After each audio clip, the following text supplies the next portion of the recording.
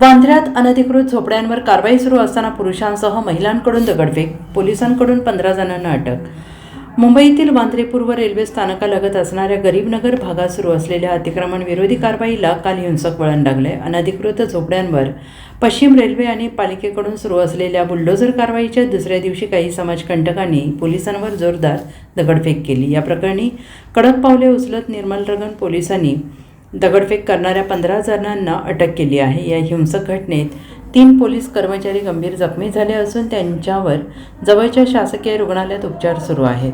Vandre railway स्थानकाच्या पूर्व दिशेला असलेल्या अनधिकृत झोपड्या हटवण्याचे काम शेकडो पोलिसांच्या कडक बंदोबस्तात सुरू आहे.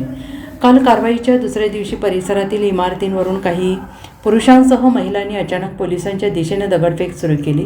पोलिसांनी सुरुवातीला जमावाला समजावण्याचा आणि शांत राहण्याचा प्रयत्न केला, मात्र समोरून होणारा दगडांचा वर्षाव थांबला नाही. ही संपूर्ण धक्कादायक घटना कॅमेऱ्यामध्ये कैद झाली आहे.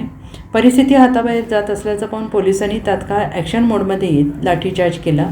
ज्या इमारतींमधून आणि ठिकाणावरून दगडफेक केली जात होते तेथे पोलीस जवान घुसले. त्यांनी समाजकंटकांना जागीच ताब्यात घेतलं. या कारवाईत पोलिसांनी 15 प्रमुख आरोपींना अटक केली असून त्यांच्यावर गुन्हे दाखल करण्यात आलेले आहेत.